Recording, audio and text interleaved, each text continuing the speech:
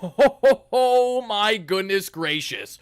We have so much to get into in tonight's post-game coverage. How are you, all you amazing Mets fans? It's your guy, Wardy, and we're back at it with the latest post-game segment as the Atlanta Braves are taken down. They are slaughtered by the New York Metropolitans by a final score of 8-4. And in today's show, we're going to break down everything that transpired, not only in this Metsian victory, as they now look for the series dub tomorrow. We're not just going to talk about how the Mets now have leapfrogged the Atlanta Braves in the wildcard standings. Remember when the Braves were 10 games ahead of the Mets in the wildcard standings this year? I sure do. Cue all the Braves fans for 2022. It was a 10-game lead. I know it's a much different situation. We're not leading the division or anything like that, but it is insane to see the way that both those seasons have completely flip-flopped from each other for the Braves and the Mets' sake in today's show. And we're going to break down not only this Metsian victory inning by inning as we always do, but we have to get into some massive updates on Senga,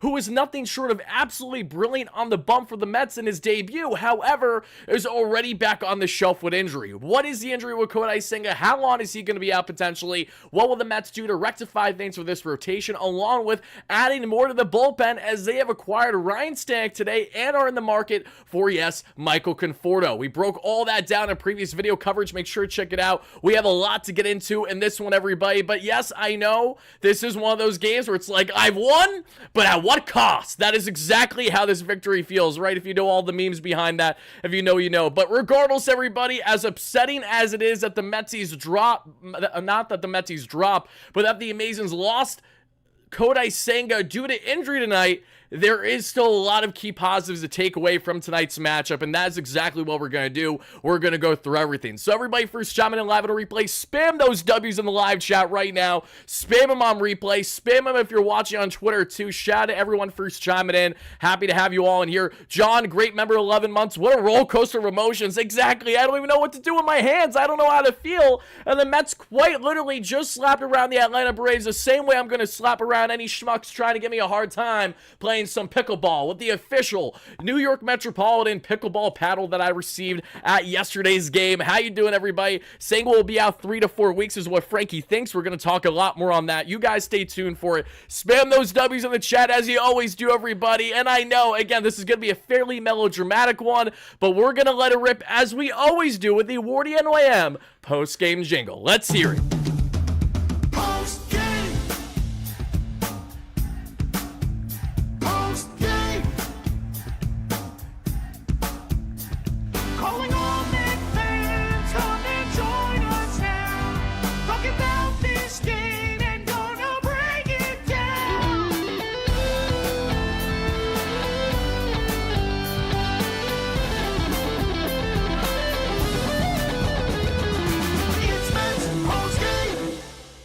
Spam those W's as always. Shout out to each and every one of you first chiming in. Scott Greenwald, thank you so much for the donation. That's 4 to 6 weeks easy with that injury. Obviously, we all want Crochet, but what about bringing back Bassett? Bassett's an interesting take for sure. If the Mets are willing to eat that money, I'm sure they are. Chris Bassett, what is his trade value going to be like leading up the trade deadline's a great question. But my simple counter to that, Scott, is I don't want Chris Bassett. I want Eric Fedde. If I had to pick between the two. I know Seabass has had success with the Mets, but didn't have playoff success. We know that, and actually crumbled worse than you could possibly imagine outside of Max Scherzer doing his best crumble impression the day prior against the Padres in that wildcard matchup. Thank you for the donation, no less, Scott. We're going to talk about it all in today's show. Don't you worry, everybody. We're also going to get into, again, everything on the pitch again. What stood out about Senga and his brilliant outing leading up to his unfortunate injury? Eric Gorski finally recorded an out at the MLB level, and his ERA dropped from over infinity to just 21.6. So it could be worse. We're going to get into everything on the hitting end as well as JD Martinez finally breaking out when the Mets need him to. Mark Vientos with his swaggy V day. Francisco Alvarez doing Alviel troll bombs things. Lots to love there on the offensive end. We all know that. But now let's get into it. Let's break down everything to an absolute T as we always do. Also, apologies if I had my jingle run again for a second or so there. Happy to have, let's see here. You think a trade for Fedde and Robert is possible? Possible, yes. Feasible, no. I think those are two different things for sure. And again, guys, if you did not hear it already, let me reiterate it once more to each and every one of you chiming in live on a replay. The Mets have leapfrogged. They have leapfrogged the Atlanta Braves with this victory tonight now. I mean, they should at least... Wait. Well, they... Are the Mets... Yeah, the Mets are now in sole possession of the National League's top wildcard spot, everybody. This victory over the Atlanta Braves. The Braves, I think, have dropped at least 5 games now. They have a plethora of injuries. A lot of things going wrong in Atlanta. Well, my Braves fans, where you at? All those schmucks are in here every single time the Mets get slapped around. But as soon as the Mets do some slapping around on a depleted Braves team, I don't see any of you guys in here.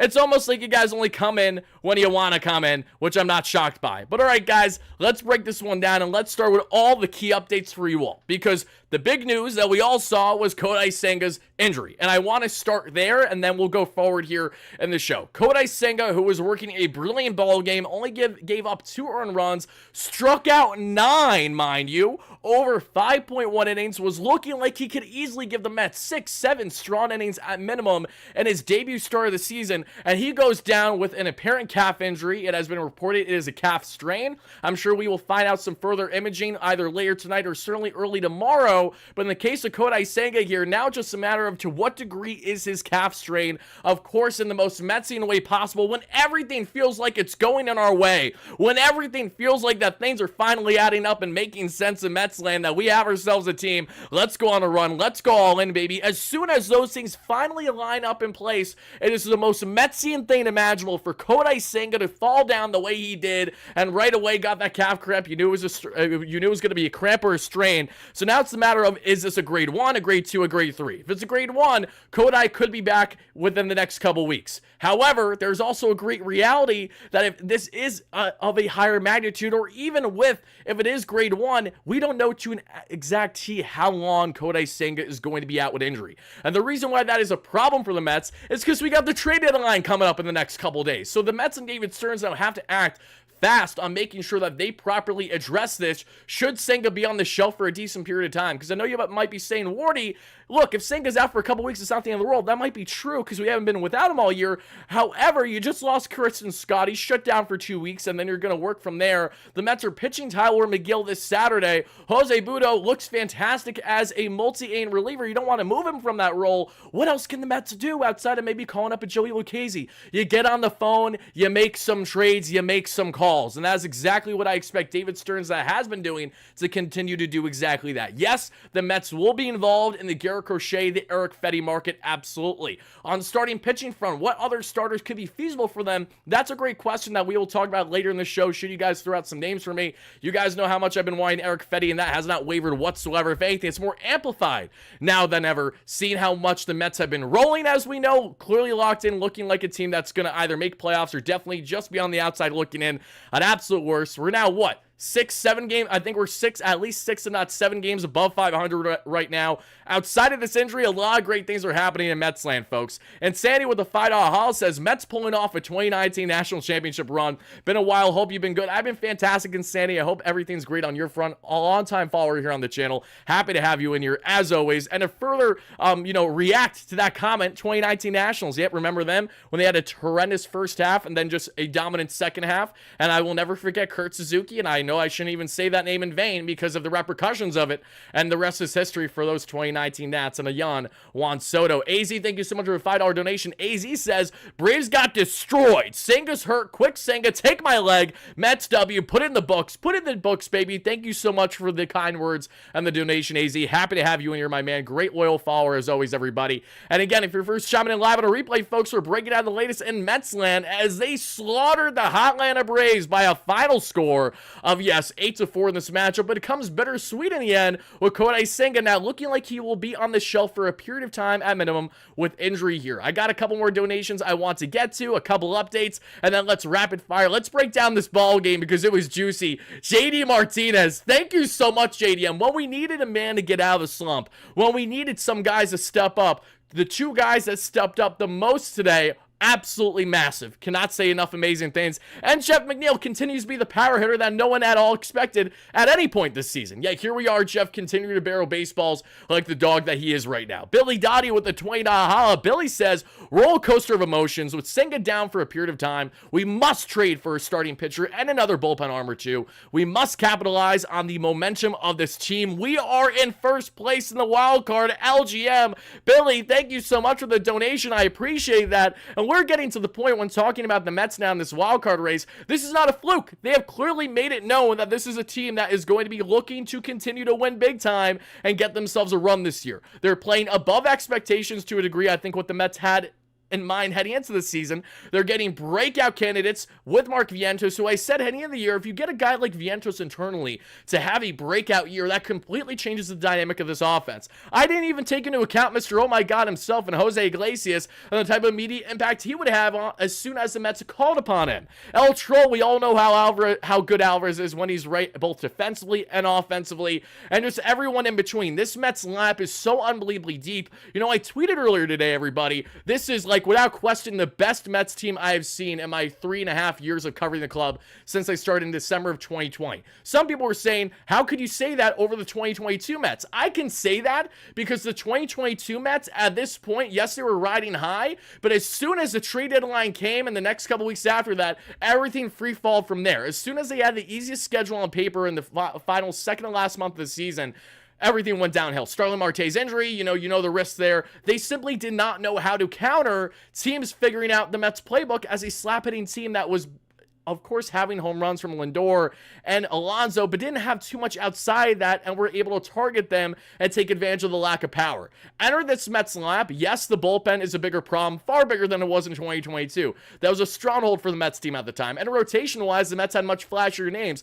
However, offense can carry you a lot of the times, and this offense continues to carry the Mets. And I firmly believe, again, as I've been saying all along this year, folks, the best has yet to come. This Mets team still with around 60 games left or so this season. I firmly believe they're not only going to continue to roll, but they're going to continue to prove why they are one of the best teams in Major League Baseball right now and have been the best team in Major League Baseball since the Grimace era quite literally began. Let's see. The Mets will not have more clarity on Kodai Senga's calf strain until he receives an MRI tomorrow per Carlos Mendoza. They're confident that this is a strain though and not a more serious injury. Hopefully it's not too serious, Mendoza said, but they can be tricky. So with Senga, rest assured, even if it is best case scenario, it was just a strain, it's grade 1, he's out a couple weeks, you're going to have to find an immediate implementation to this rotation, and that is exactly why I firmly expect the Mets to acquire a starter. If there was any doubt before, should the Mets go out and land another starting pitcher, that doubt has been depleted and brushed under the rug now because it is in fact going to happen. Zach Flankerton, thank you so much for the $5 holla. Zach says, Jeff is whiffing more and I'm all for it. He's not sacrificing a good swing in service of bad contact. Pete needs to follow suit. 100%, Zach. Yep, Jeff has made no happy Jeff that we've all been talking about, right? Shout out Jeff McNeil for proving us fans, including myself, wrong so much this season. And the big standout with Jeff, again, has been making sure he's just not just trying to hit them where they ain't. He's not just trying to put the ball in play. He's actually driving the ball with authority, lifting the baseball and finding that sweet spot to hit and not be that guy that's just, again, trying to get on base. We all know that that's what Jeff has done, and he has looked horrendous and doing it the past year and a half. Now you enter a Jeff McNeil that we all know he's been a towering guy. We all know Jeff has had power. He's shown that with his golf swing, but it's about finding a balance. How can you be a Jeff McNeil that has power, but makes sure you're not swinging for the fences to the point that you're a detriment to the club? I think we have now found that in a Jeff McNeil that is different than what we have seen in years past. This is not a Jeff McNeil that's like the north of 20 home run hitter we saw a couple years ago. I think that this is a Jeff McNeil that is the first of its kind, and if that is the case, the Mets have themselves a very interesting option to consider every single game at either second base or corner outfield. And while the Mets will be potentially adding to that outfield still, as they have been connected, they do like the idea of a Michael Conforto reunion that I did in video over the past hour. Guys, I did 3 videos today and we're doing a live stream right now. Can you please hit that like and subscribe button for me? Your boy's a load of gas, I'm not gonna lie. We got a lot more content coming up lead up to the trade deadline, a big trade deadline live stream as we typically do. So make sure you guys and gals are involved in it all. In case you haven't already, Alberto, thank you so much for the $5. Alberto says, hi, Wardy. Please Conforto, not a need pitching. Please Conforto not is what you said. A need pitching. Let's go, Mets. Love what you do. You're awesome. Keep it up. Alberto, you're awesome. Thank you so much for the kind words. I appreciate that. Yes, we certainly need more pitching. Appreciate that, Dono. And furthermore, one final remark I want to share with each and every one of you is the following. Thank you so much to the amazing Mets fans I interacted with at yesterday's Citi Field game. It was fantastic. It was my second game at Citi Field this season. I had at least 20 different people. Literally, some of them ran up to me, literally, as I'm walking around to get a photo, chop it up with me for a bit. As I was exiting Citi Field, a bunch of people came up to me. You guys saw it in the post game as we were live exiting Citi Field yesterday.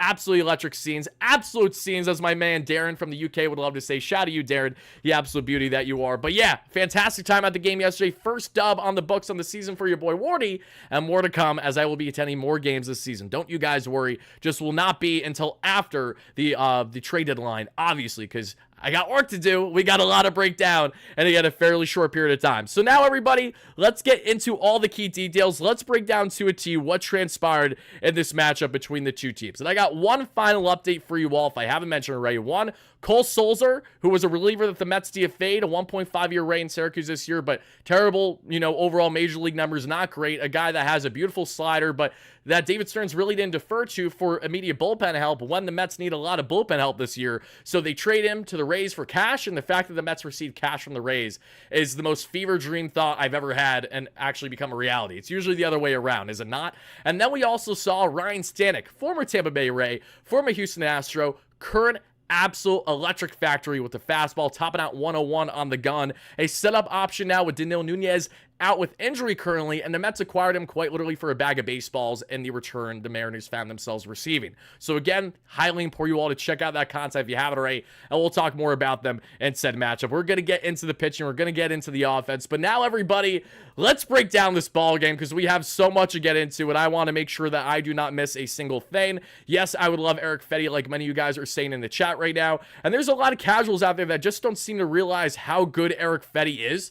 Like, anyone that is accounting for Eric Fedde as the Washington Nationals Eric Fedde, I got a bridge to sell you, because that's the equivalent of talking about two entirely different pitchers, because that's what they are. Eric Fedde's arsenal completely changed when he went over the KBO. Came here, and it changed again even this year with his biggest put-out pitch. So, Eric Fedde, the success, is it a fluke? No. Does that mean he will have the same amount of success he's had in Southside that he will with the Mets? That's not a guarantee, but what is a guarantee is that you're getting a perfect rotation option that gives you 6 to 7 innings every time out there, that induces softball groundouts, has a solid strikeout to walk ratio right around, I think, at 8+ K per 9 to right around at 2 walks per 9 this season. Lots to like about Eric Fedde if I haven't told you all that enough already. But all right, now let's get into this ball game. Kodai Senga on the bump with the ghost fork, and in a very Kodai Senga fashion against the old man that is Charlie Morton, as the Mets slapped that man around so much today they might have just retired the old-timer and multi-World Series champion. No less, we see in the first, Kodai Senga does hit Marcell Ozuna with a pitch, which, not that I'm in favor to hit anyone with a pitch, however, if it's going to happen to anyone in this Braves lineup, and not because of production, but rather they're who they are as a human being, I'm less than upset that happened to him versus, say, other batters, if that makes sense. Again, not that I wish injury on anyone. Thankfully, Marcell was fine. But again, if you're going to get tanked, yeah, that makes sense. Almost goes in hand with why you shouldn't choke out your wifey from a year and a half ago. But, I digress on that front. Now, let's get on now to the bottom of the first that we saw there. Again, nice work. Kodai Senga struck out Matt Olson to end the first inning to strand the runner and use that beautiful ghost fork in his arsenal with his first strikeout on the day. A pair of strikeouts in the first. In the bottom of the first, the Mets don't do anything offensively.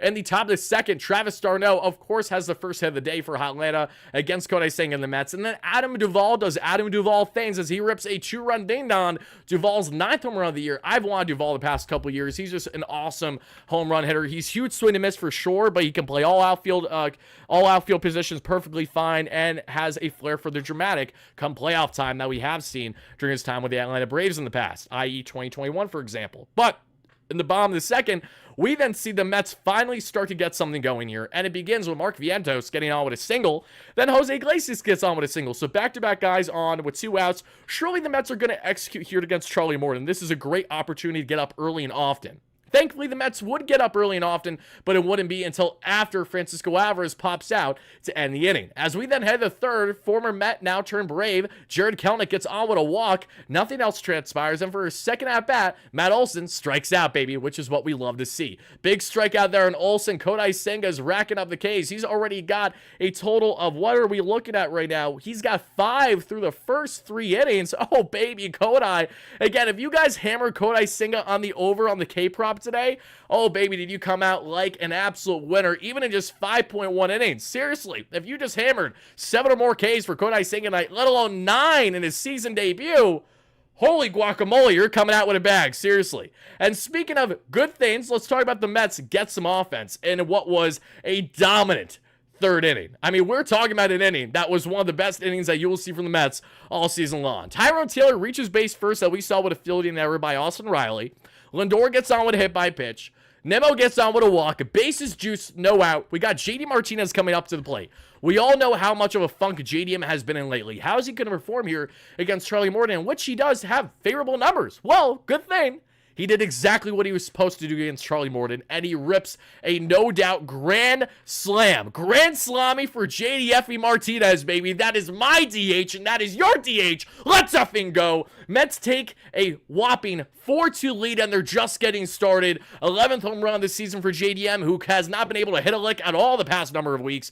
Good portion of July, JDM has just not been that guy. Tonight against the Braves, he has been. And now JDM in his past, I'm trying to think, in JDM's past 3 games against the Atlanta Braves at Citi Field, he has hit 2 home runs over the last 3 games. I remember like it was yesterday, JDM hit his first home run as a Met at Citi Field against the Braves, where the Mets unfortunately lost that game because JDM was the Mets' first hit with their final out back in May, when I was sadly in attendance behind home plate at said ball game, where Kristen Scott didn't have a terrible start, but the Mets had nothing to show for it offensively, sadly. He looked good that time, Scott. I can't wait to see him back out there. But JDM, fast forward now, a couple games later, matchup against the Braves again at home, a huge home run that we see from him there. Shadow Rebecca, Steve, Daniel Caps, Mr. Delightful, D-Mac, all great members chiming in the chat right now. Alvin, how are you? Thank you all so much for taking the time, everybody. Keto, looking fantastic as always. Harrison, how are you? Thank you guys and gals all so much for being here as we continue to break down the latest in Mets land, as the Metsies win this one by a big score, 8-4, and a lot of other things that happen in Mets land outside of this victory. So let's continue to break it down as they take a 4-2 lead. Then we see Jeff McDoubles gets his 17th double a season for Jeff McDoubles. And who drives him in? It's Mark Vientos. Marky V says, why do we got to stop with the offense? Well, you hit a grand slam. Okay. Still no one on the bases. There's no outs. McNeil gets on with less than 2. Marky V says, how you doing, Sayonara? You're out of here. Swaggy Vientos with his 14th home run this season. He rips that bad boy. He gives the Mets a 6-2 lead, because my third baseman is likely better than yours, unless you are a fan of, say, J. Ram on the Cleveland Guardians, or when he is scorching hot, not being an Austin Riley for the Atlanta Braves. Riley had a couple hits today, but today, not a whole lot to show, and I'm not complaining there whatsoever, because Riley, along with a lot of other Braves hitters, absolutely kill the Mets when they were on and when they were right. Steve, thank you so much for the update on the farm report. As long as I remember, I will try to do that before the end of the live show, as we typically do, folks. And then we see Francisco Alvarez say, you know what? I want to get involved in the bombs, too. Alvy, after 1 out from Jose Iglesias, rips his 5th home run this season. I want to say the baby Mets won back-to-back, even though they technically didn't. They did in the sense of Vientos to then Alvarez being the baby Mets. Alvy hits his 5th home run of the year, a towering second-deck shot. The Mets take a whopping 7-2 lead, and they would never look back and said ball game. Alberto, thank you so much for the membership, brother. Greatly appreciate that, my man. Happy to have you in here as always, my friend, as we continue to break down this ball game. And then we see, again, clean inning of work for Kodai Senga. 1, 2, 3 in the 4th, including a pair of strikeouts, because he is an absolute dog. And Kodai Senga is very much still locked in. First start back. I just pray it's not a month before we see Kodai back again. If so, man, is that going to gut me. It really is. It's like, again, as soon as he comes back, he's out of here, just like that. You hate to see it. A soul for a soul, if you will. The question is, who's the other soul? I don't know. Brandon Nimmo gets on with a walk that we see in the 4th. Then we see JD Martinez with a single. Pete Alonso with a walk. All right, Metsies got themselves bases loaded here. Jeff McNeil has himself an unfortunate out there that we would see by Jeff, strikes out on a foul tip. So it's 2 outs, bases loaded. Can the Mets convert anything? They didn't do anything crazy, but they continue to trend upward with Mark Vientos leading the way thanks to an RBI walk, and that gives the Mets an 8-2 lead here in the 4th inning. As we then head, folks, to the bottom of the 4th, we would then see, or is it bottom of the 4th or the top of the 5th? Let me do the math in my head right now. If we have the Atlanta Braves batting here, then that is going to be top of the 5th. Yes, it is. Okay. We see Kodai Senga again do a fantastic job. Kodai Senga with another 1-2-3 inning of work, including back-to-back strikeouts to end the inning on Orlando Arcia, and again, former Mets draft pick, Jared Kelenic. Kodai Senga absolutely cruising right now, which is what we love to see. And as we continue to get into this one, folks, we then see the following, a 1-2-3 in the bottom of the 5th for the Mets. They don't get anything going. That is after Aaron Bummer comes in to replace Hernandez. We saw Charlie Morton go a total of how many innings today? Not a lot, and there's good reason for it. Charlie Morton's final line today, folks, 2.2 innings, 6 hits, 7 runs, 5 earned, a 4.16 ERA in the year, 3 home runs allowed, 2 strikeouts for a Charlie Morton that has carved up the Mets as much as he has over the years. Damn, did this feel good. It felt absolutely electric. Let's see here. I do not trust Mendoza in close game. Priest is always going to find a negative when everything's going right. I promise you, Priest. It's okay that Jake Diekman was typical Jake Diekman in his outing today. You want to know why? Because the Mets thankfully had such a sizable lead that unless Jake Diekman pulled a Eric Orsi in Pittsburgh where he got 0 outs and had the bases loaded and just did terrible things, I think they're going to be okay. I do think they're going to be okay. They were okay securing the victory. Alvin, thank you so much for the $2 holla. Alvin in the chat says, love this torture the Mets are giving Atlanta. It is the best. It is literally the best thing imaginable. It is so nice to finally see it on the flip hand. Something that I had no clue, did not expect whatsoever this season. But the reason why it's happened is because, one, the Mets are rolling like never before, and having a Braves-type run that we saw in 2022 where the Braves just never stopped losing, one, and they were, again, the best team in baseball for a good stretch when the Mets were just trying to stay afloat at first in the division. Fast forward a couple years, the Braves have been unbelievably injury-riddled, headlined by Acuna being out for the year with another tear, which is absolutely heartbreaking, and I do not wish on anyone, especially one of the best young talents in the game and former MVP in Ronald Acuna Jr. However, it is amazing still to see the Mets really take it to Atlanta and not hold anything back, because there's no reason to hold anything back. Why should you, right? Absolutely pound them, do what you need to do to secure the victory, and then some. Kevin Weiss with the $10 holla says, love watching you last night at the game. Pass with Conforto, cheers. That's okay. Again, I'm not saying everyone is in favor of Michael Conforto. I'm in favor of Michael Conforto at the right price. And again, I broke that all down in the video. Do I want Michael Conforto over Jesse Winker? No. Do I want Michael Conforto over Luis Robert? No. Do I want Michael Conforto even over Tommy Pham? I think there's an argument there. I really do. And I know you guys might hate me for it because Tommy Pham is a polarizing topic. I don't see the Mets bringing him back. I think that's done with the clubhouse and everything. Always a Tommy Pham fan, though. And he is a playoff performer, just like how he performed big time for the Diamondbacks in their postseason run last year. But all right, guys, let's get into more on this one. Thank you for the donation, Kevin. I'm glad you had a great time watching me stumble and just lose my mind after a walk-off victory exiting Citi Field yesterday. But let's continue to break down this ball game, everybody, because again, the Metsies are up they're up 8-2 halfway through said ball game. Then we see there Eric Orsi comes in relief for Kodai Senga, who exits the game that we see there sadly after 1 out there in the top of the 6th, bottom of the 6th. Top of the 6th, yes. Orsi comes in. He gives up a home run right away to Marcell Ozuna. He walks Matt Olson, and you're telling yourself, is Eric Orsi really going to be one of those guys where he just simply can never record an out at the MLB level? Because that's the way it's feeling right now, sadly. But Eric Orsi finally recording some MLB outs. Alvarez is pumped up. The team's pumped up. You got to shower him, afterwards, whether it's with whipped cream or whatever. You got to have a celebration. Big news as Travis d'Arnaud and Eddie Rosario would thankfully fly out to end the inning. And Eric Orsi has officially recorded an MLB out, which is great to see. D-Mac with the $5 holla says, this is not my father's Braves team. If we score runs like this, maybe can win with McGill. I agree. I 100% agree. It's crazy to say that, but I do think that there's a world where Tyler McGill and the Mets secure the series victory tomorrow, knocking on one, barring any changes. If they could take the first 3 out of 4 against the Atlanta Braves, I mean, I really cannot ask for anything more at this current moment. So one can only fingers crossed and pray and hope that happens going forward. I see more comments on Bauer in the chat. I know there's always going to be Bauer talk. I just don't know why we continue to talk about someone who's never going to pitch in Major League Baseball this season, let alone ever pitching a Metropolitan uniform. I promise you, Trevor Bauer will never pitch for the New York Mets in his entire career. You can that. You can clip this. You can do whatever you want. It is common sense. For anyone that wants Bauer in the league, that's fine. You guys are entitled to your opinion. But the common sense is why we're not having a Bauer discussion is the same reason why we're not going to have a Bauer discussion next year.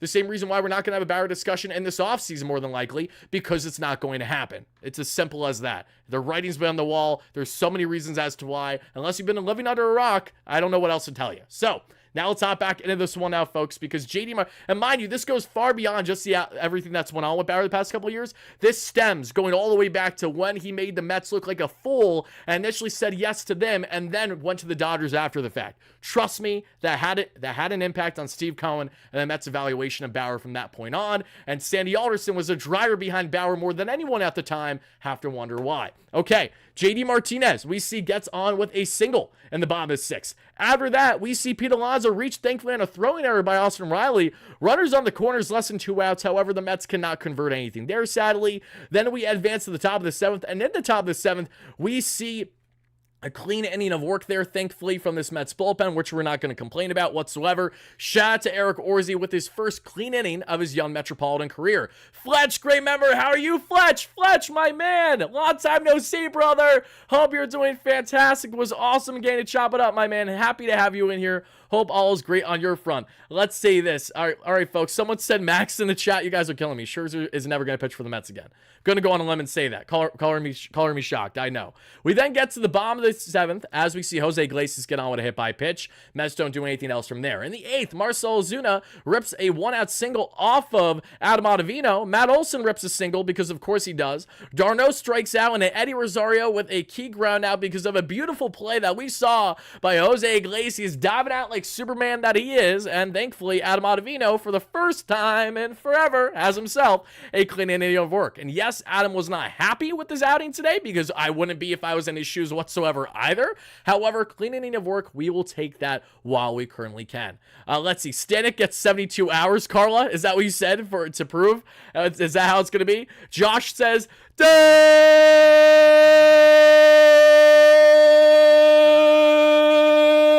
Yankees lose. Oh, that's a beauty. Love to see it. Anytime the Yankees lose, you know it's a good thing. Shout out to Yankees fans that stormed me as I exited Citi Field yesterday. It's pretty fitting to see Yanks fans at Citi Field so they can actually watch entertaining baseball, 1, but 2, then still say, let's go Yankees. I'd say the same exact thing after being swept and pistol whipped by the Mets all season long. Said absolutely nobody, right? But apparently them, that is the case. Regardless, let's get back into breaking down this ball game, and I know that I'm a jitterbug right now because a lot happened in this ball game. I'm very happy with the victory, but it's still bittersweet. I got a sour taste in my mouth. Joey C. Joe Serralo, I miss you, Joe. If you know from our old podcast. Well, I wonder what his taste is right now. Okay, let's get into this one, and let's break it down because the Mets don't do anything there in the 8th. Then we get on to the 9th. Jake Diekman comes in. He gives up a dead center home run to Adam Duvall because, of course, he does. A lefty versus a absolute power hitter of a righty bat in Adam Duvall. Not shocking there. Gives up a single to Orlando Arcia. Ramon Laureano, the roid head that he is, strikes out the second out of the day. He comes in a pinch hit over Jared Kelenic, and thankfully, the final out is Austin Riley striking out swinging on Jake Diekman, which is chef's kiss. Anytime you're striking out swinging against Jake Diekman and Diekman wins the game that way, it's a low bar for you, and you got to look in the mirror and say, I need to be better. I should be better. And I'm sure Austin Riley probably asked himself the exact same questions that Aaron Judge did. What the hell just happened? What just happened, everybody, is that the Metsies got themselves a Metsian victory. Again, a lot happened. There were good things. There were some bad things. Reports say Senga mild calf strain. So here's the thing. Mild means what? Mild means what? If that is further, let's see. I don't see anything further on Kodai Senga. I just know that he does have a calf strain. I haven't even seen the term mild used. If that was used, then I apologize. But we're not going to find out further info about Kodai Senga until tomorrow when he gets an MRI. So we're not going to find out any information until probably either before our 4 o'clock game against the Braves or after. Either way, we're going to talk about it. We're going to break it down tomorrow as we typically do. Where do you think the Mets will go get DeGrom back? Not a chance in hell I think that's going to happen. As a matter of fact, I will actually make a bet that over 1,000 different things and 1,000 different trade scenarios could happen at the MLB level for David Stearns and the Mets before Jacob DeGrom is even a thought, if I'm being quite frank there. Let's see. Yep, he is getting an MRI tomorrow. That is true. Diekman gave up a homer, but he was aggressive and pounded the strike zone. I'm happy with his outing overall, as am I. Jake Diekman, again, didn't completely implode. He gave up a home run. He gave up a single, but he did what he needed to do, and he got the Mets the victory. And again, Thankfully, a non-safe situation, not too much to complain about there. Mal means grade 1 calf strain, 1 to 3 weeks of recovery. Yep, I know 1 to 3 is typical with grade 1. The question is it actually grade 1? We're not going to know that until we find out further on the MRI tomorrow. Mets Tanner Scott would literally feed families, Josh. I agree with you there. I have to wonder, what is the Mets' appetite to go in the deep end on the reliever front to acquire Tanner Scott type? I'd go on a limb and say I wouldn't be shocked if they don't do that, because how costly it will be for a rental. But I definitely see the Mets adding at minimum 1 to 2 more relievers, which is crazy to say, but it's a reality. They want as much help as possible. Ryan Stanek is a great trend in that direction for literally nothing for a flamethrower that can pitch setup for you. How can you go wrong?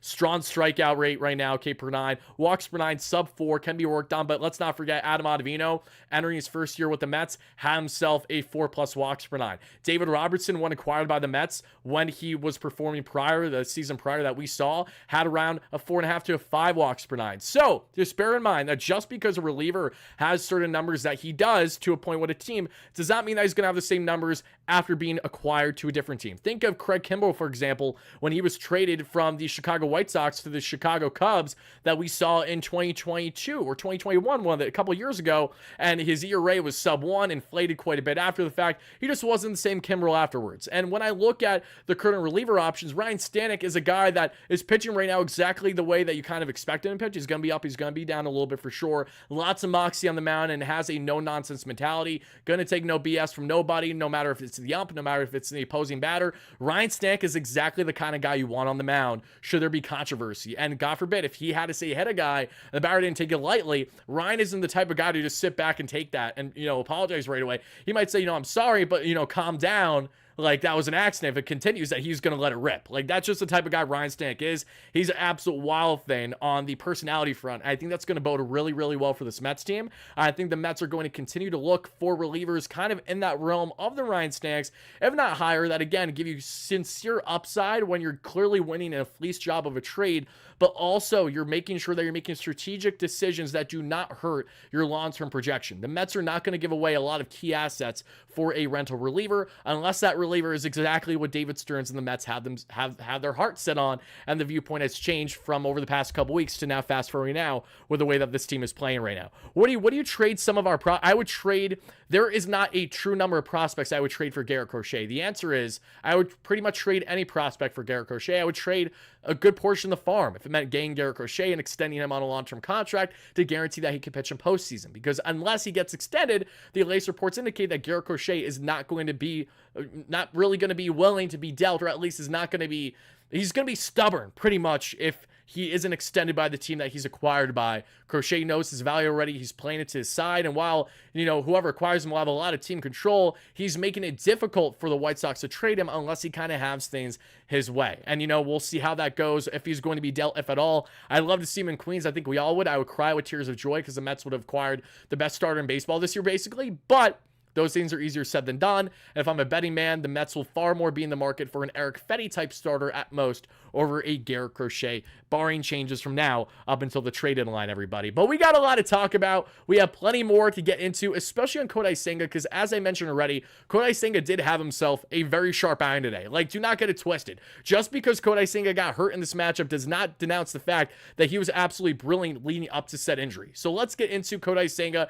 and a bit more about his arsenal. What stood out so much today from him? Then from there, we're going to talk a bit more on not only the reliever front, but get into the hitting side of things. And then from there, we will have our final 2 segments, which are as follows: talking more on the latest trade deadline rumors, updates, and the news in Mets land. And then we will try to do our prospect report, as long as your boy Wardy remembers and doesn't forget, like the schmuck that I find myself being at times. And I know I'm not a schmuck. I know some people don't like that term. I apologize. Just know it's for good reason, just because we're having fun here. And I say it all the time, to the point that we even made merchandise and Mets font saying, that you're a schmuck. We're all schmucks. That's just how it is. You're going to love it or hate it. I understand, and I understand the criticism. No less, let's now break down a amazing pitching report from my good friend Isaac Groffman. For those that don't know Isaac Groffman, Isaac is my nightly pitching contributor on the channel. He's actually shown his face on the channel in a post game over the past week or so, and he will be joining us in the coming days, hopefully, for a post-game segment or a breaking news live stream, talking more about what the Mets acquired. Would have loved to do it tonight, but things were happening very fast, and he's got early day tomorrow. So we're just going to do the reports here.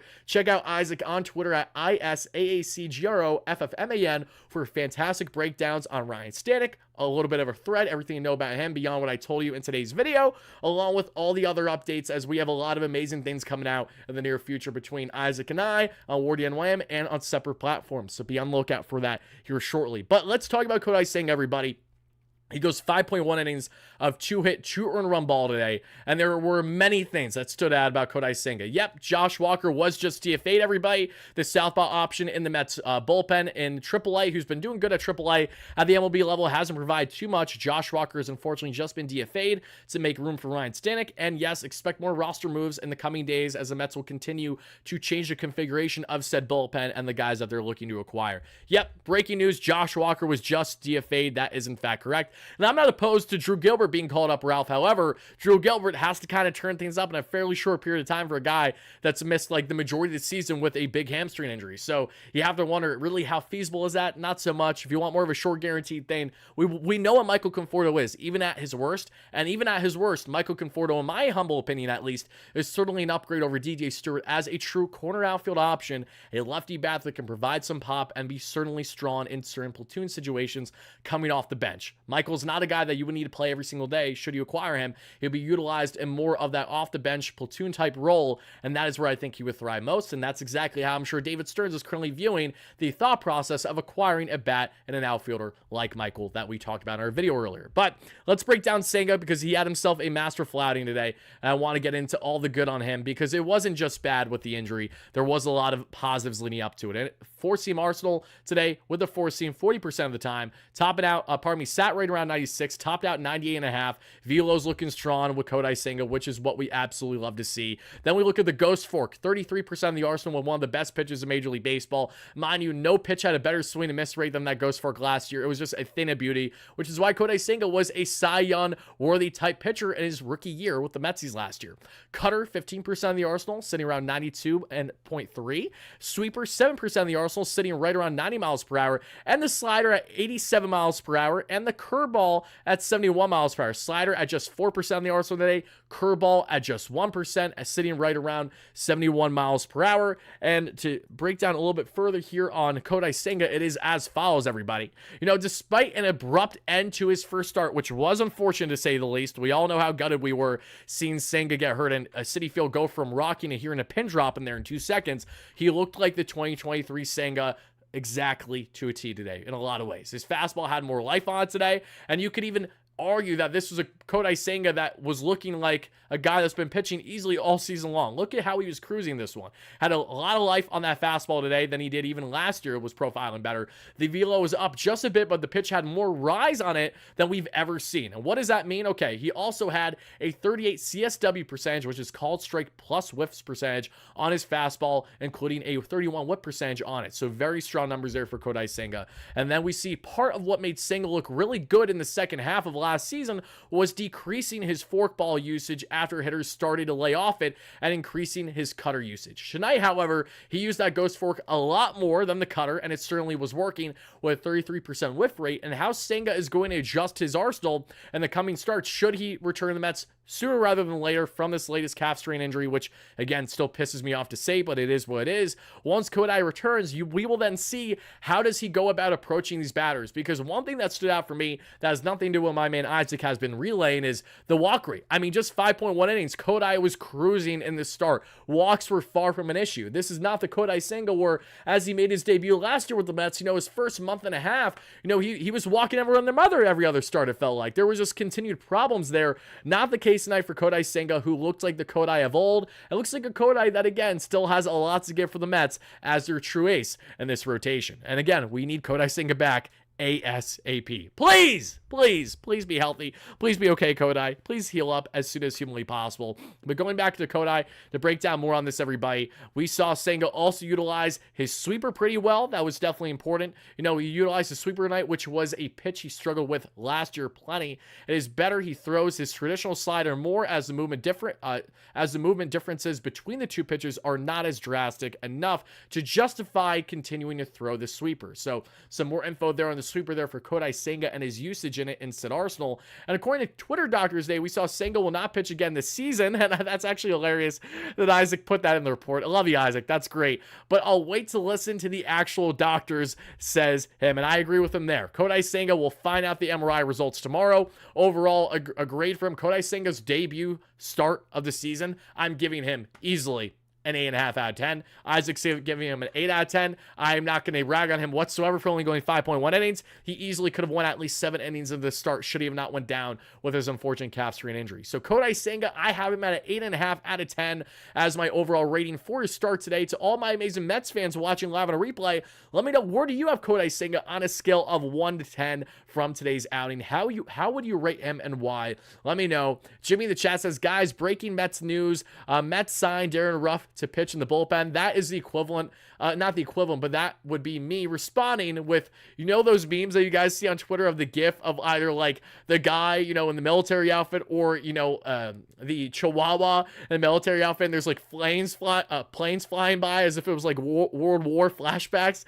That's how I feel when you bring up the names Darren Ruff and the 2022 trade deadline, that godforsaken thing that Billy Epler unfortunately was the leader of. Billy, a former Mets GM like Zach Scott, also like Zach Scott, was on SNY recently, and he was on SNY pregame today. So if you guys didn't check that out and you want to know your thoughts on Billy Big Bucks, more like a Billy disaster class in a lot of situations, sadly, looking back, make sure to check out that coverage, should you wish, on SNY. But let's talk more here on the pitching front, and let's get into Eric Orsi. Orsi has good stuff. He has solid stuff. However, we know that you're going to have jitterbug at the MLB level. And we know that if you're going to give up a home run, one of the best home run hitters in Major League Baseball, Marcell Ozuna, for the first batter you face, isn't shocking to see that happen. Orsi with the stuff. He's got the splitting, the changeup. We know that was given a 70 grade on a 20 to 80 scale by MLB Pipeline when he was a prospect.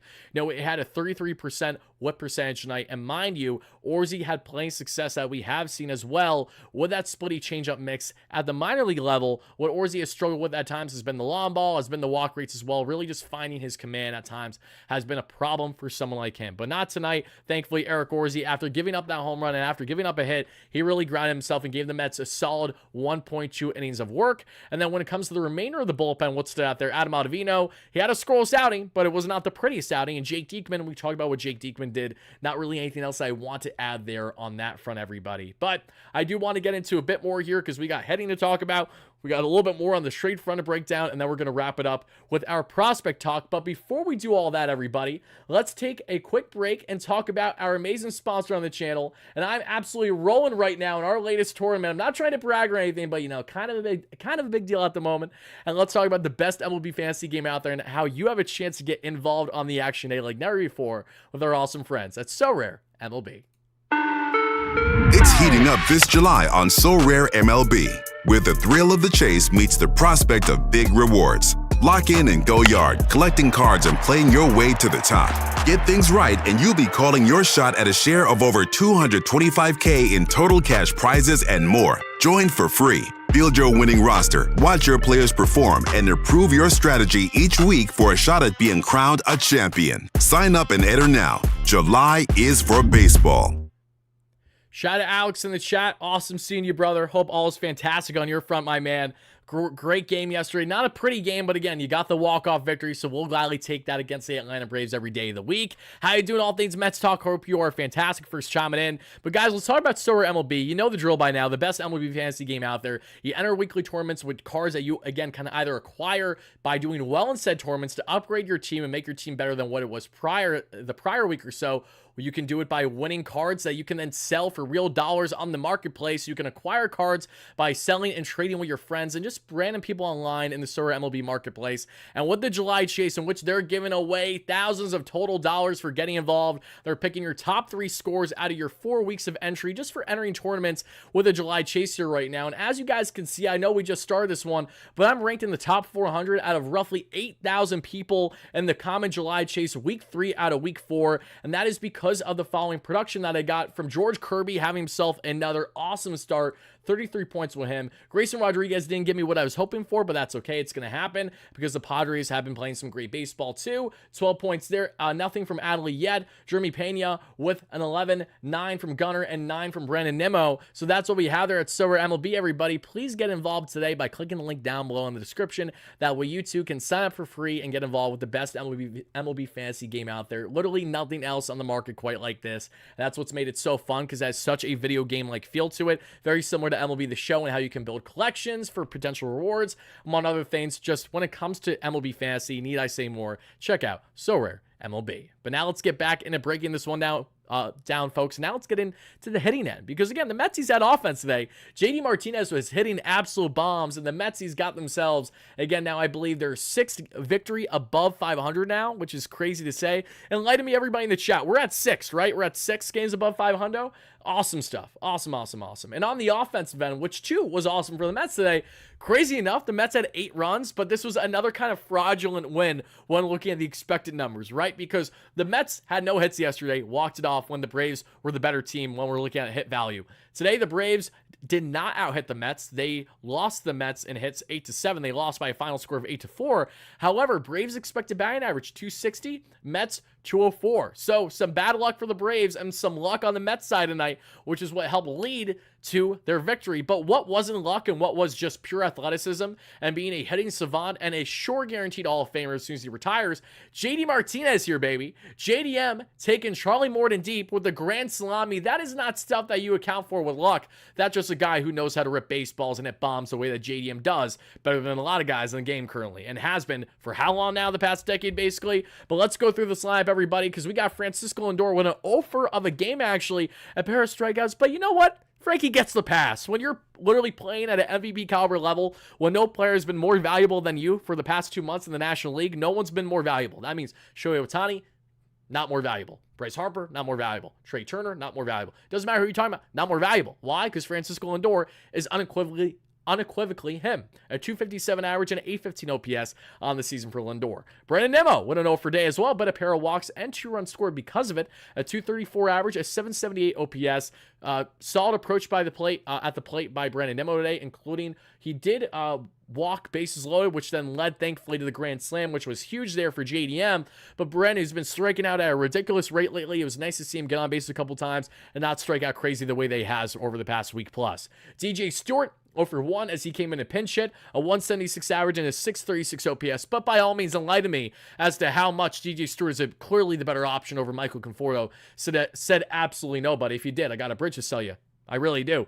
Pete Alonso, 0 for 3 tonight. Not a lot to love from Pete. And again, in a game where the Mets had plenty of offense, they had nothing from the Polar Bear. 241 average and 777 OPS. This comes a day after Alonso did have himself, another not so great day against the Atlanta Braves because the Mets had literally no offense yesterday for the most part in a 3-2 victory. But Mark Vientos had some offense. Jeff McNeil had some offense. And Jeff McDoubles ripped his 17th double this season. And he is now up to 231 on the average. 231 and 654 OPS. That might not seem like a big deal, but for a Jeff that's been the 500 OPS range for a vast majority of the season, this is huge. And for Jeff, I don't really give a rat's ass about the contact. We don't need that. We just need Jeff to continue to play similar to the way he's playing right now. And that's what I'm fine with. So shout out to Jeff. Defense has been great. Offense has been great. I'm not complaining. You have shut me up, Jeff. Thank you for that. Mark Vientos, 2 for 3 with 3 RBIs, a 290 average, and a just under 900 OPS. That is my and your third baseman. I cannot emphasize enough how much of a story Mark Vientos has been this season, everybody. And actually, I am going to emphasize it a little bit more because I can do that. I can do whatever I want here. So we're going to talk about it. And I'm going to look at Marky V's baseball savant numbers real quick because I I got to look at them. I haven't looked at them actually in a hot minute now, so I'm very excited to really see what these percentiles are going to look like. Are they pretty? Are they bad? Oh, baby, they're a lot. Wow. Okay, this is an interesting one to look at, folks, and I want to show you it. So let me show you it. Let's do exactly that, and I will be able to do that if I pan right here. I apologize for that video running for 2 seconds. If you guys can see the Savant page, Mr. Marky V here, 74 percentile in batting run value, 11 percentile in base running value, 35th percentile in fielding run value, 87th percentile in XWOBA, 77th percentile in expected batting average, expected slugging 92 percentile at 515, dog. Average exit velocity 66 percentile, so above league average there, of course. Barrel percentage. Mark Vientos has been barreling baseballs better than most people in Major League Baseball this year. 96 percentile at roughly 17% there. 70th percentile there at hard hit percentage. 40th percentile in sweet spot percentage. Bat speed, he's not qualified yet, but he is above league average just from what they're showing here at 72.5.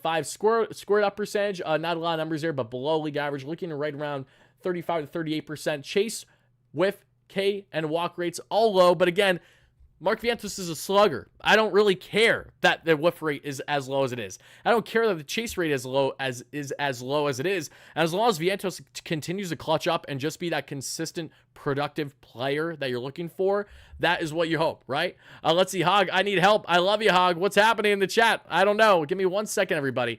I actually want to double check this and make sure that we are all good, because some people are saying some out-of-pocket stuff that I now need to deal with because we have people that act like children when I know they're not children. That's the worst part of it all. How you doing? I know we got a lot of amazing Mets fans in the chat right now. Thank you all so much. King Fuego, how you doing? Happy to have you in here as always. Let's go back in the let's see. Yeah, we can't do that. Roy, I know that your intent wasn't terrible there, but we got to put you at minimum in a timeout for that, because we take mental health very seriously here on the channel, and when we get comments like that, it's not going to bode over well. So we're not going to do that.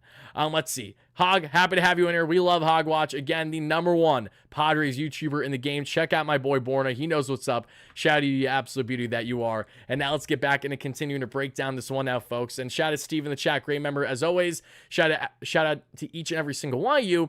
But that's the Savant numbers there from Mark Vientos, and pretty fitting. Just a formidable slugger right in the heart of this Mets line that continues to do damage pretty much every single time that he finds himself out there. But now let's get back into breaking down the remainder of the hitting stats here, because they are as follows, everybody. On the offensive end for the Metsies, we were back, where were we? We were at McNeil, Vientos 2 for 3. Talking about him, Jose Iglesias 1 for 3 that we saw with 365 average and a 964 OPS. Francisco Alvarez, 1 for 4 with a run scored and the home run. Thank you so much, Alvy. 5th home run of the year. 273 average, 790 OPS. Alvy, who hasn't been hitting all that much post All-Star break, hopefully starting to turn things on now. Tyrone Taylor, 0 for 4 today with a run scored. 226 average, 659 OPS on the season. Give me 1 second, everybody, and then we're going to continue on with the show.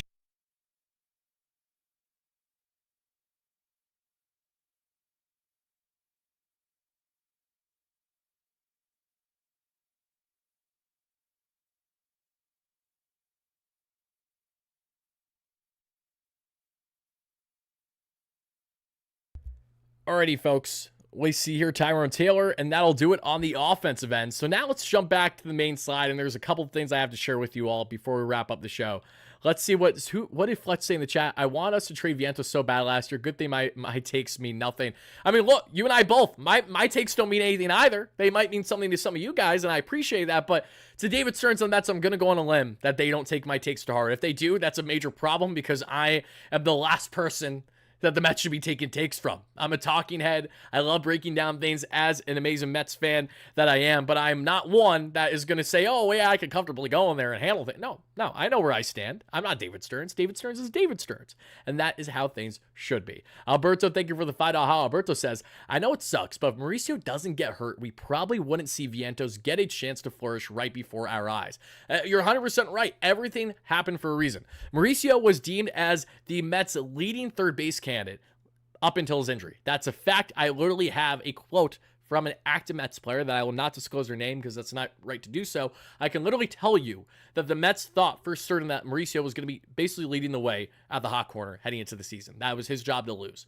Brett Beatty gets the job to lose. And what does Beatty do? He loses it. And Beatty losing that was probably one of the best things that happened to the Mets this season. And that, too, is an understatement, one can rightfully say, with the immediate production that Mark Vientos has had all season long. What do you think about dropping down Pete? I don't hate that. I really don't. But again, it's not needed right now, I think is a big thing, right? Even with Alonso being far from a consistent player for the Mets right now, he has not been a detriment each game either. Like today, it wasn't a detriment. Has he been a problem in previous games? For sure. Yeah. So, I mean, if you want to make the argument there, maybe you want to move him down to fifth. Okay, sure. Fifth or sixth. But it just still is insane to think of a lineup with the Mets with Pete Alonso is batting lower than fourth. We're just not used to that, right?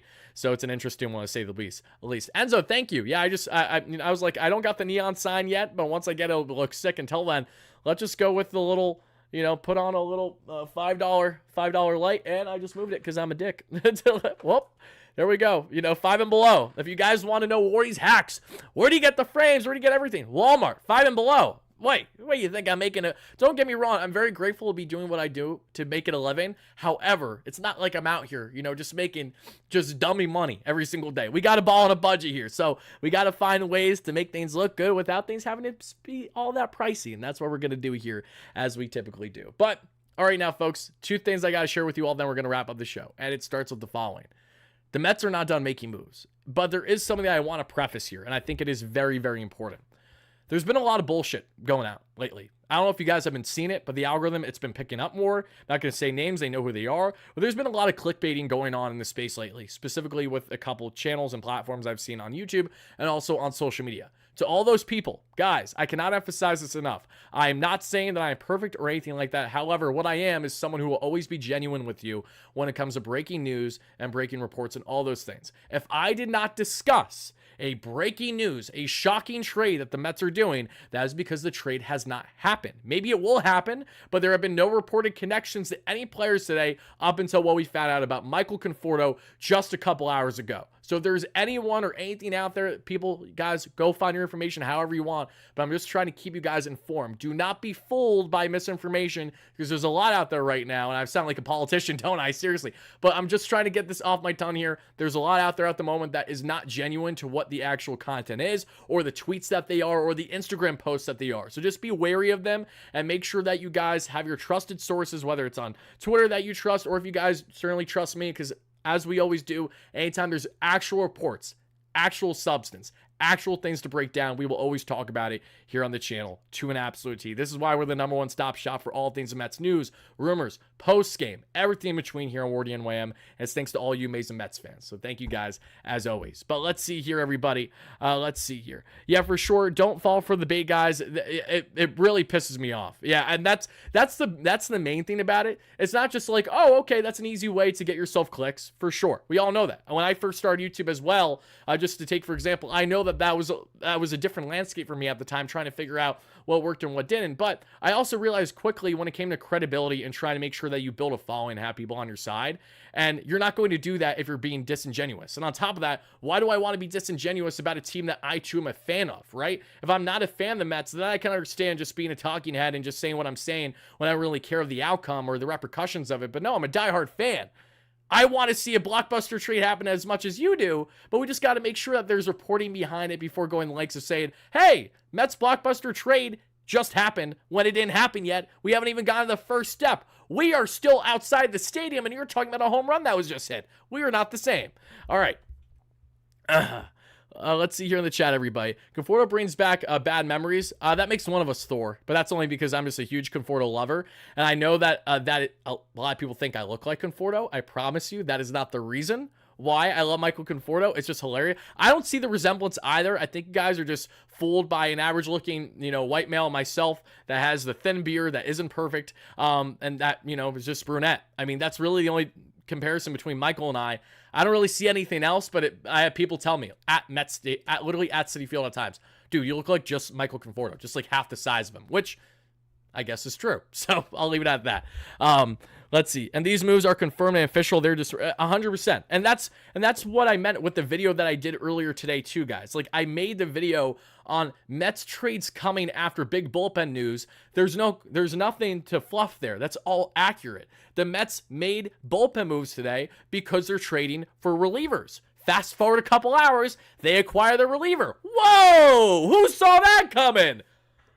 Anyone that's just paying attention. Just pay attention, please. Please, just pay attention. All right, that's what I'll leave you with. Thank you for the kind words. I appreciate every single one of you guys, as always. And before I let you go, thank you so much for being a beauty. As always, Yoshima, great member here. Let's wrap up the show as we typically do, and let's do a little bit of a farm report. Did anything happen in farmland for the Metsies? Let's kick things off at the Syracuse Mets, where my boy Drew Gilbert was probably batting today. Did he look good? Did he look bad? Let's find out. The Syracuse Mets, as follows, folks. In their matchup tonight, lost to the Buffalo Bisons by a final score of 5-3.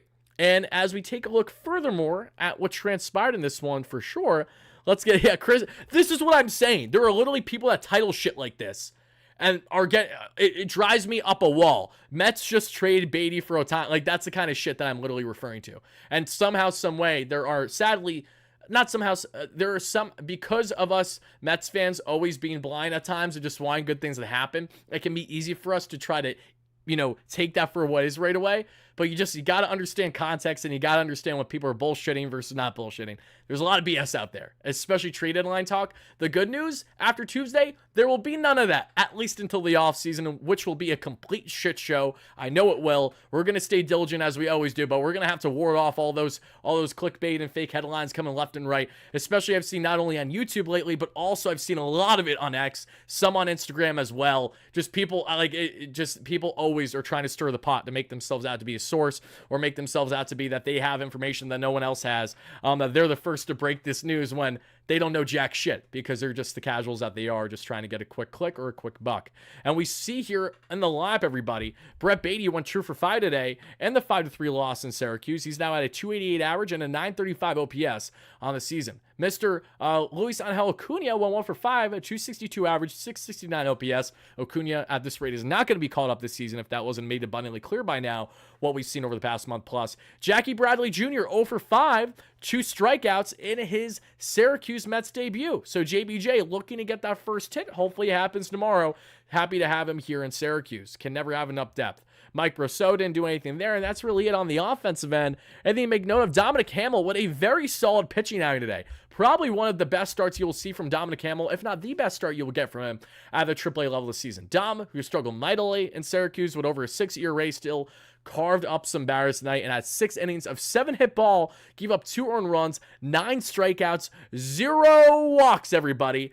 0 walks for Dominic Hamill. And I just realized in the highlights, you see the guy holding the OMG sign? That's not J-Mac, who makes a sign, who I met and you guys saw on our post-game show yesterday. That is, in fact, Jake Brown. Shout out to Jake Brown. Jake asked me to join his podcast for yesterday morning's show before the kickoff the Mets Braves series. I couldn't because I was already heading to Citi Field. I had a whole day, all-day event there. But shout out to Jake. I honestly didn't even notice that until now when I was cutting up the highlights.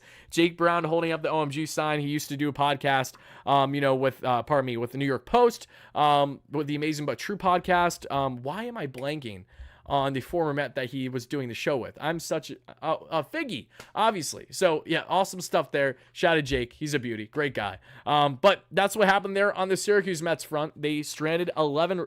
They were 3 for 11 with runners in score position, left 11 on base today. So, otherwise, a bad night in Syracuse. So, let's get to the Rumble Ponies now and see what happened there. Anything notable?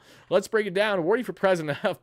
If you want the country to go down fast, Steven, that's how you're going to do it, my man. That's how you're going to do it. Dominic Hamill, 0 walks. Yep, that's a big up. That's huge for Dominic Hamill, who struggled quite a bit with the walk rate this season.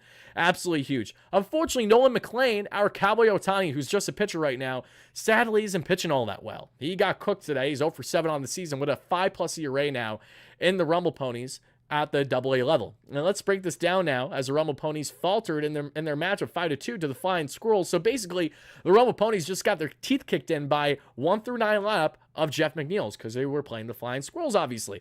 McLean, 5 innings of 5 hit, 4 run, 3 earned run ball, 1 walk, 3 strikeouts. Honestly, not as bad as I initially thought it was going to be, but that's what happened there at the Rumble Pony level. And on the offensive end, Kevin Parada continues to stay hot. 2 for 4, 234 average, 716 OPS. Parada had just under a 900 OPS the past month, so he's really finally starting to turn it on now. Long overdue for a guy that's a bat first catcher that isn't great defensively and hasn't profiled well at all at a professional level since being drafted 2 years years ago. Hopefully that changes. Jeremiah Jackson, 2 for 3 with 2 RBIs. Love that. Not so great season for him. Otherwise, Ryan Clifford, my man, 1 for 4 with a run scored.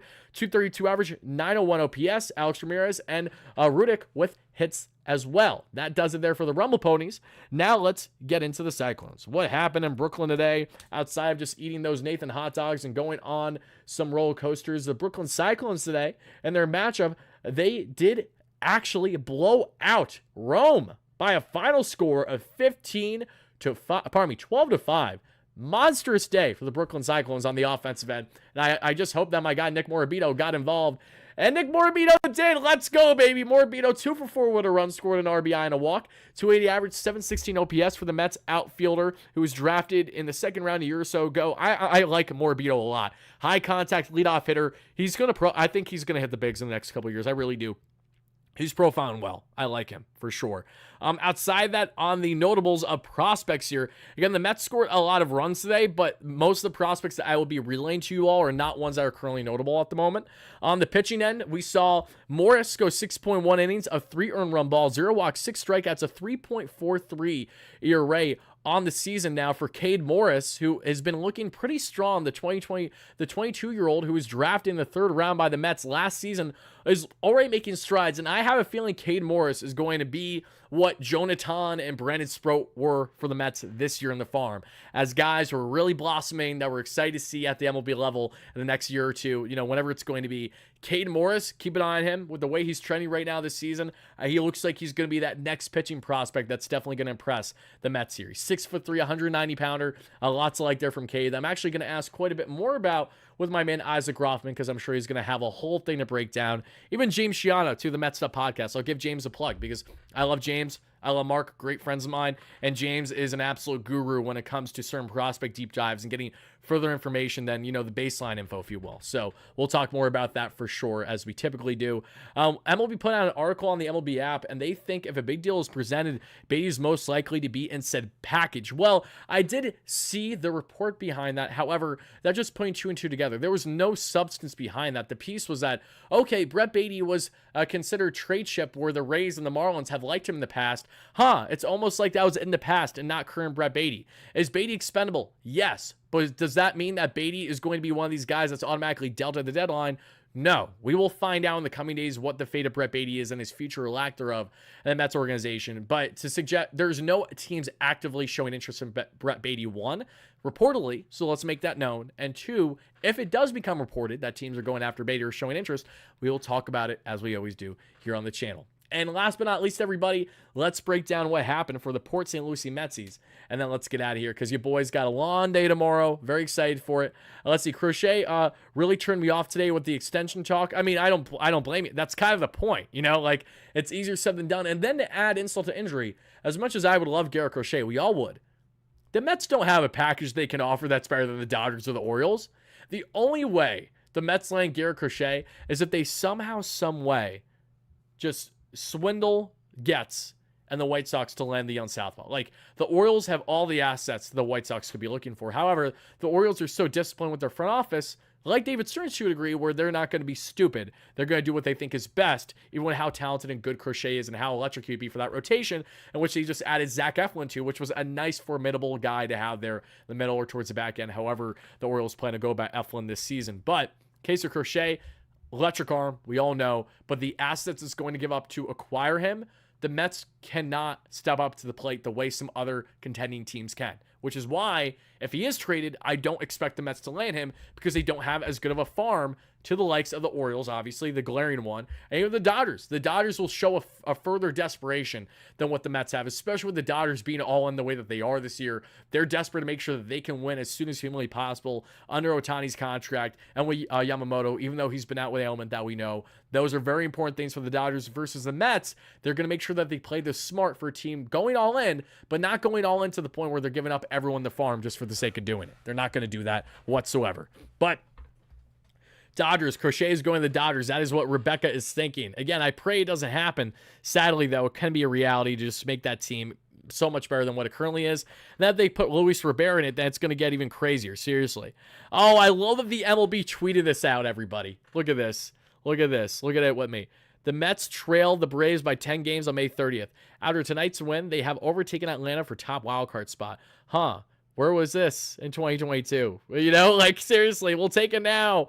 Oh, my goodness. There you go. That's true. We eliminated the 10-run lead. Nathan Eovaldi would definitely be a Bulldog. Knows how to pitch in big markets like Boston, like New York, like with the Yanks. And, you know, a rubber arm. He's won through plenty of ailments, and you have to make sure he stays healthy. But when he's right, Eovaldi is a playoff performer. He's a Bulldog. He can eat innings still. He's crazy. Eovaldi has honestly just jaw-dropped me at times on how good he's been. He's like, dude, how? So good. On the offensive end for the Port St. Lucie Mets that won 4-0 against the Cardinals in their matchup, we saw Hernandez 2 for 4 with 2 runs scored, 277 average, 751 OPS for the prospect in the DH position. Outside that, I don't really see a whole lot else that is notable from tonight. On the pitching end, anything to make a note of, we saw, it was a bullpen game actually for Port St. Lucie Mets, and they shut them out. Good job. Shout out the pen. All got the job done. The same way that we just got the job done breaking down a Metsian victory and our latest post-game segment. I'm almost an hour and 20 minutes in this one. That means that it's time for me to leave. That means it's time for you all to get some shut-eye if you're watching on the East Coast. Thank you all so much for watching. The Mets win another big one. They continue to roll. They continue their winning ways. They now are in sole possession of the top wildcard spot coming out of the NL East especially, baby. And they have a lot more baseball to be had, and we just got to hope Kodai Senga's along the ride with it. Thank you all so much for watching again. Love you guys to death, and as always, no matter what, let's go Mets, baby. See you guys tomorrow for post-game and any other